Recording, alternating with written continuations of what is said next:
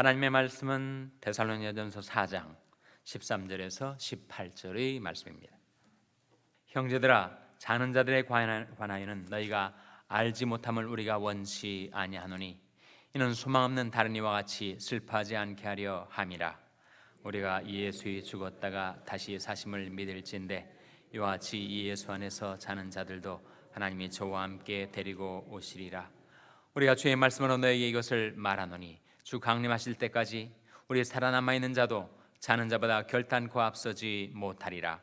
주께서 호령과 천사장의 소리와 하나님의 나팔로 친히 하늘로 쫓아 강림하시리니 그리스도 안에서 죽은 자들이 먼저 일어나고 그 후에 우리 살아남은 자도 저희와 함께 구름 속으로 끌어올려 공중에서 주를 영접하게 하시리니 그리하여 우리가 항상 주와 함께 있으리라.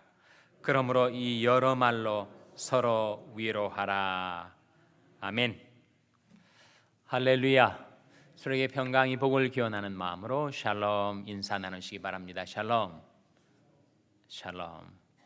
오늘도 화요 새벽 기도에 잘 나오셨습니다. 화요 여성 성경 공부가 오전 10시에 친교실에서 있습니다.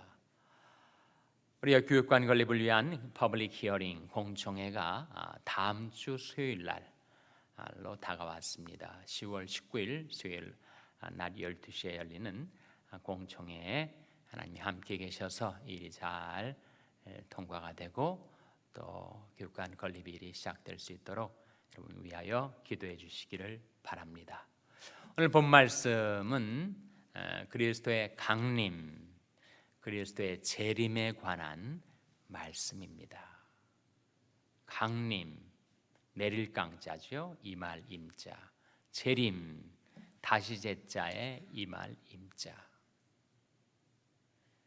그리스도의 오심이 강림이고 그리스도의 다시 오심이 재림입니다. 결국은 같은 말이죠. 강림, 재림. 그래서 그리스도께서 다시 오실 때 어떤 일들이 벌어지는가를 오늘 본 말씀이 우리에게 보여주고 있습니다. 오늘 말씀 가운데서 우리가 발견하게 되는 것이 몇 가지가 있어요. 첫째는 사람은 영원히 존재하는 인간이다 하는 거죠. 그래서 이 짧은 구절 속에 기독교적인 인간관, 기독교적인 역사관, 기독교적인 세계관을 발견하게 되는데 사람은 이 땅에서 7, 80년 살다가 죽으면 그것으로 존재가 사라지고 마는가, 멸절되는가, 익스팅션 되는 것인가? 그렇지 않다는 거죠. 예수 그리스도께서 죽으셨지만 다시 사셔서 영원히 살고 계신 것처럼 인간도 죽음으로 다 끝나는 것이 아니고 죽음 그 이후에도 존재는 계속된다 라고 하는 사실입니다. 요한일서 2장 17절 말씀에 이 세상도 그 정욕도 지나가되 오직 하나님의 뜻을 행하는 이는 영원히 거하느니라 하신 말씀대로 이 세상이 긴 것 같지만 장관 세월 동안 있는 것 같지만 이 세상도 지나갈 때가 있다. 그리고 이 세상에 있는 그 온갖 정욕과 쾌락 그것도 다 끝나버릴 때가 있다. 이 세상도 그 정욕도 지나가되 오직 하나님의 뜻을 행하는 이는 영원히 거하느니라. 기독교적인 인간관에서 인간은 영원히 존재하는 자이다 하는 사실을 오늘 본 말씀이 보여주고 있습니다. 먼저 13절 말씀해 보시면 13절에 한번 같이 읽겠습니다. 13절 말씀 시작. 형제들아, 자는 자들에 관하여는 너희가 알지 못함을 우리가 원치 아니하노니 이는 소망 없는 다른 이와 같이 슬퍼하지 않게 하려 함이라. 형제들아, 자는 자들에 관하니 자는 자들이 뭐예요? 죽은 사람들. 죽은 사람들에 관해서 이제는 영원히 다시 못 본다. 이제는 영원히 멸절된 것이다. 그렇게 낙심하고 절망하고 슬퍼하지 말라. 자는 자들에 관한 성경의 약속은 말 그대로 죽음은 잠을 자는 것과 같아서 사람이 잠에 들면 깨어날 때가 있는 것처럼 죽으면 다시 살 때가 온다 하는 말씀이죠. 그래서 다음 구절에 보시면 14절에 이런 말씀이 있지 않습니까? 같이 읽겠습니다. 시작. 우리가 예수의 죽었다가 다시 사심을 믿을진대 이와 같이 예수 안에서 자는 자들도 하나님이 저와 함께 데리고 오시리라. 우리가 예수님의 죽으심과 부활을 믿지 않아요? 그래서 우리가 예수의 죽었다가 다시 사심을 믿는 것처럼 이와 같이 예수 안에서 자는 자들, 예수 안에서 죽은 자들을 말하죠. 즉 살아생전에 예수를 믿다가 죽은 사람들, 그 사람들 어떻게 되는가?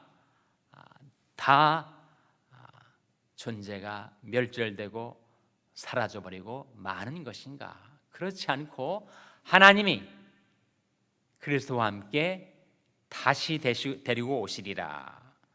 바로 그렇게 말씀하고 있지 않습니까? 이와 같이 예수 안에서 자는 자들도 하나님이 저와 함께 그리스도와 함께 데리고 오시리라. 죽지 않고 영원히 살아 있게 된다고 하는 말씀이죠. 그리고 그리스도께서 재림하실 바로 그 시점에 우주적인 사건이 벌어지게 되는데 예수 믿다가 죽은 사람들하고 예수님이 재림하실 때 그때 살아있는 사람들하고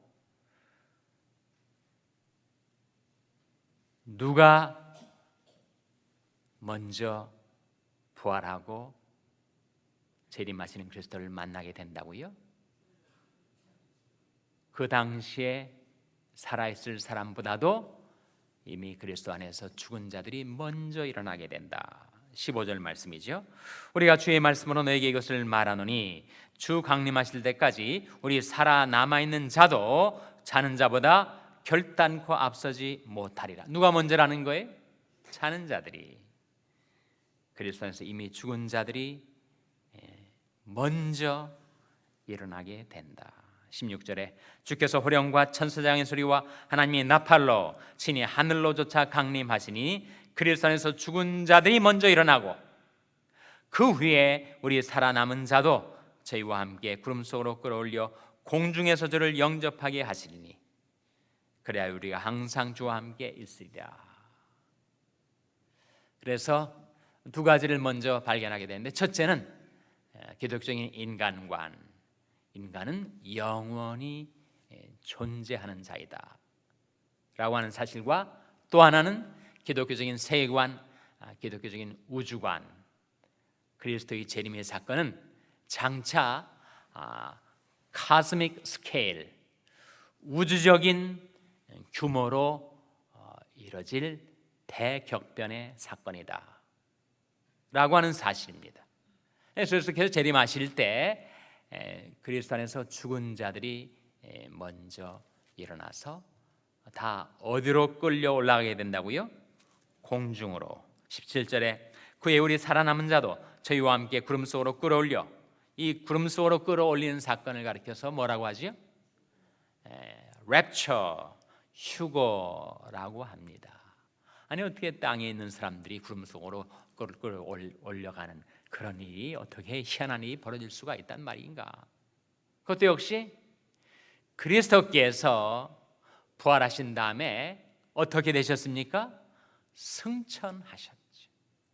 사도행전 1장이 보여주는 바대로 부활하신 그리스도께서 하나님 영광 우편에 앉아 계시도록 승천하실 때 그리스도께서 점점 이 지상에서 공중 속으로 끌어올려 가신 사건을 목도한 이들이 있었단 말이에요.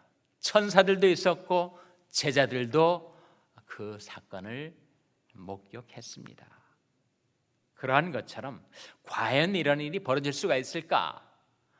그 우주적인 대격변의 사건 속에서 사람들이 공중으로 끌어올려 가는 랩처의 사건, 휴거의 사건이 일어나게 될 것이다. 우리는 이 희한한 현상에 호기심을 갖고 정말 휴거에 관심이 많지만 휴거의 목적이 더 중요합니다. 휴거의 목적은 뭐예요? 그리스도를 영접하기 위하여 17절 말씀에 구름 속으로 끌어올려 공중에서 주를 무엇하게 하시리니 라고 했습니까? 영접하게 하시리니. 저는 영접이라는 말이 참 좋습니다. 우리가 주님을 영접하기도 하고 주님이 우리를 영접하시기도 하죠. 영접하는 자, 곧 그 이름을 믿는 자들에게는 하나님의 자녀가 되는 권세를 주셨으니 누가 누구를 영접하는 거예요? 우리가 주님을 영접하는 거죠. 그러나 동시에 주께서 말씀하시기를 너희는 저 중에서 나와서 따로 있고 부정한 것을 만지지 말라. 내가 너를 영접하여 너에게 아버지가 되고 너는 내게 자녀가 되리라. 그 말씀에서 누가 누구를 영접하는 것입니까? 하나님께서 우리를 영접하시는 거죠. 그러니까 우리는 주님을 영접하고 주님은 우리를 영접하여 어떻게 된다는 거예요?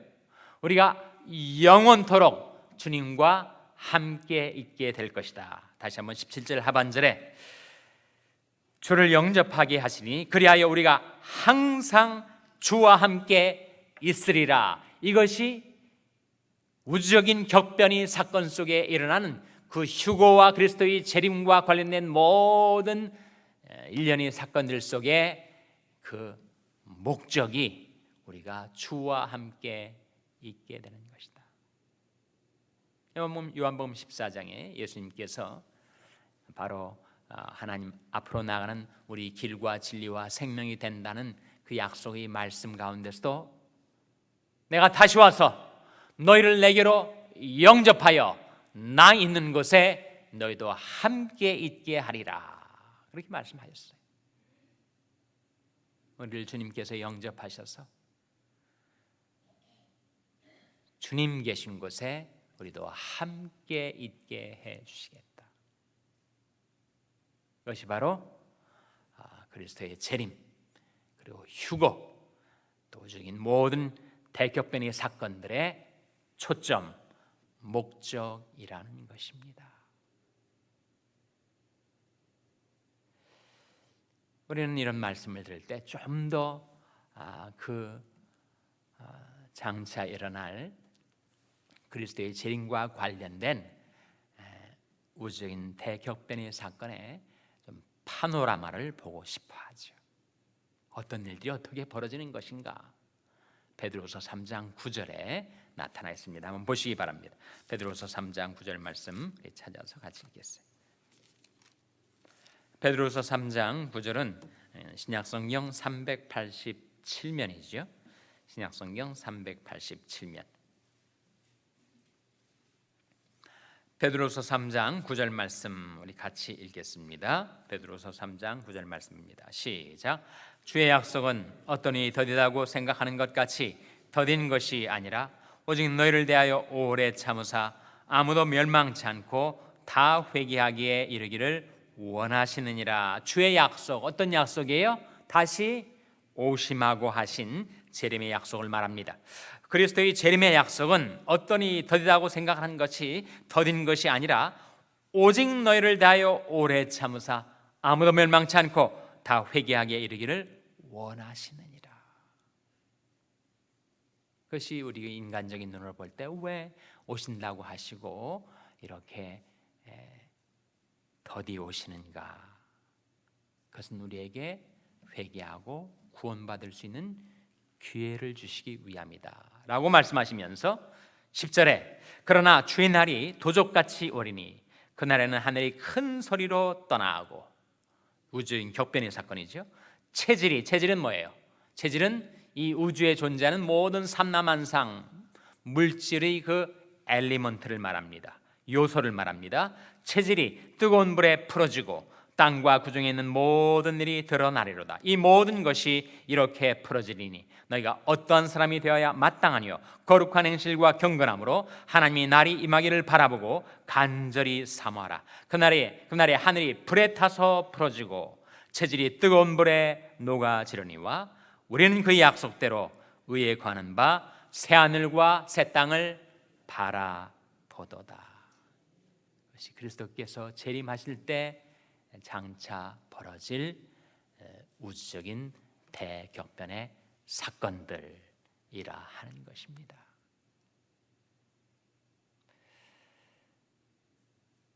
그리스도의 재림, 그리스도의 강림을 말할 때 헬라어로는 그것을 파루시아라고 합니다. 파루시아. 들어보신 분들이 계실 거예요. 파루시아. 파루시아는 두 가지 뜻이 있습니다. 하나는 재림이라는 뜻이고 또 다른 하나는 임재라는 뜻이에요.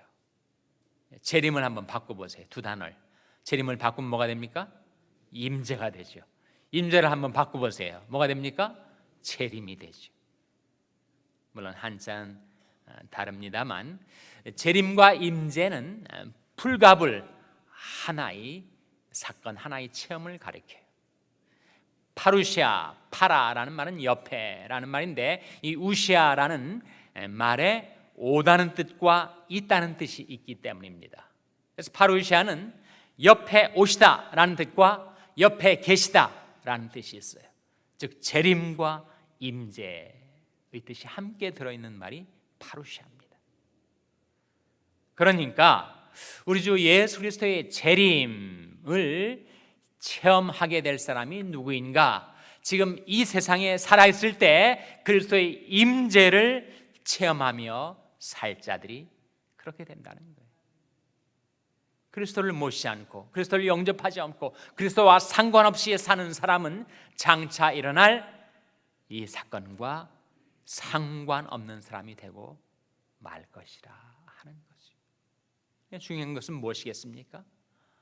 그리스도께서 재림하실 때 우리가 공중 속으로 끌어올려서 그리스도를 영접하고 그리스도와 영원히 함께 새하늘과 새 땅에서 의에 거하는 바 새하늘과 새 땅에서 영생 복락을 누리며 살려면 우리가 이 세상 살아있을 때 우리에게 들려진 복음의 말씀을 듣고 회개하여 예수 믿어 그리스도를 영접하여 그리스도의 임재를 체험하며 살아가는 자들이 그리스도의 재림을 맞이하게 된다는 것입니다. 내가 여호와를 항상 내 앞에 모시며 그 내 우편에 계심으로 내가 요동치 아니하리로다.